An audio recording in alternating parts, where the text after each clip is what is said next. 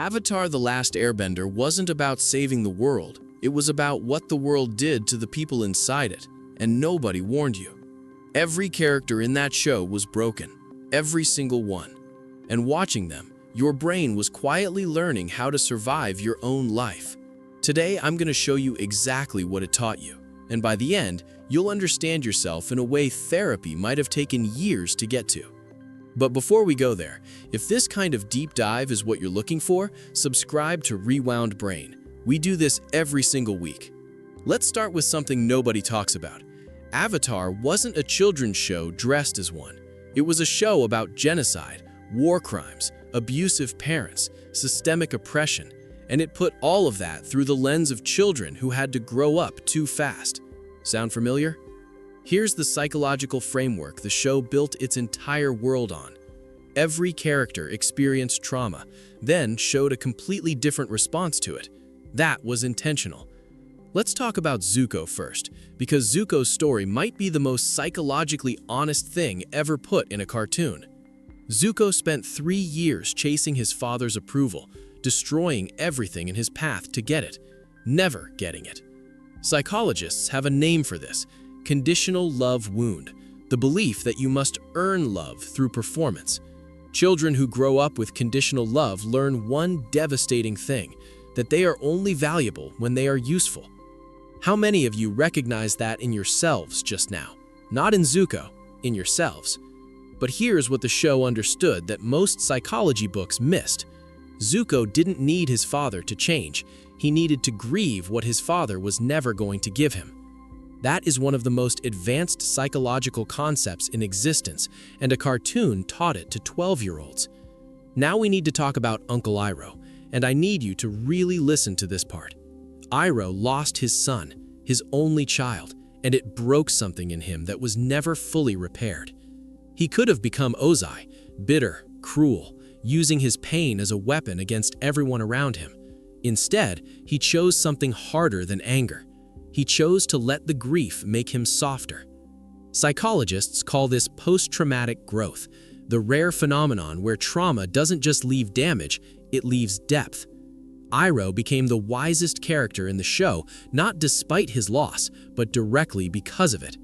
Think about the wisest person you know. I guarantee they have also suffered the most. That line, "Proud of you, son," when Iroh says it to Zuko in the cave, that line broke adults who watched it. Here's why. Because millions of adults watching had never heard those words from their own father, and Iroh said them to all of us.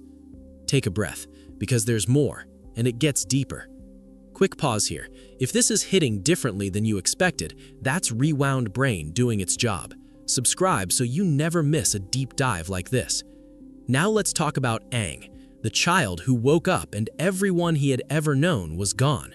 Psychologists call this survivor guilt, the irrational but overwhelming belief that you should have died with them, that surviving itself was a betrayal.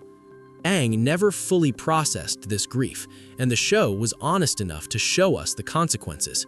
He used humor, adventure, and distraction to avoid sitting with what happened to him. Sound familiar?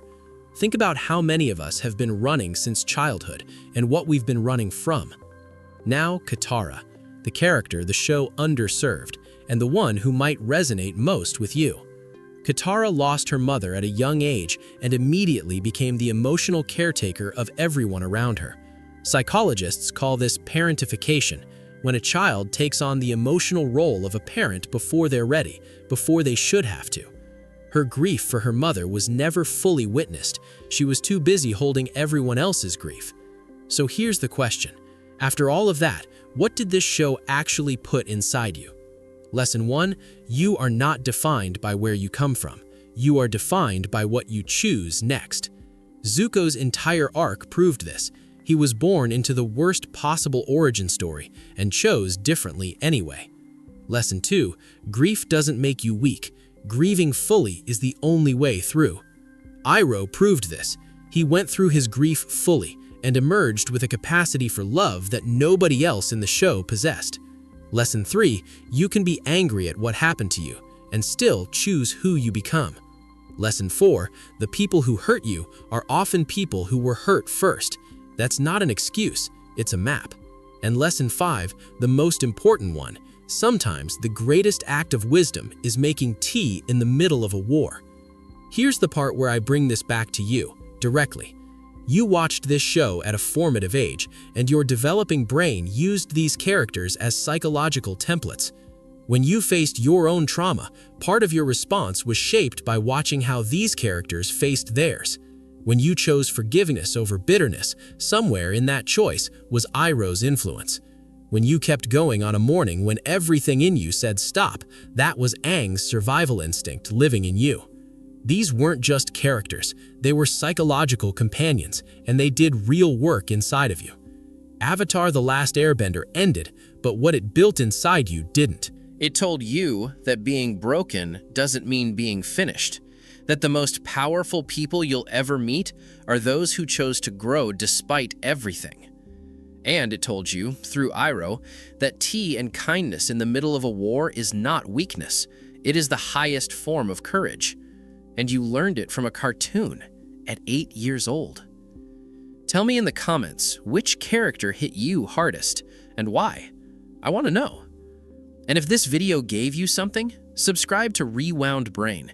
Every week we go this deep into the cartoons that shaped you. You deserve to understand yourself. Avatar: The Last Airbender ended, but what it built inside you didn't. You carry it forward every single day.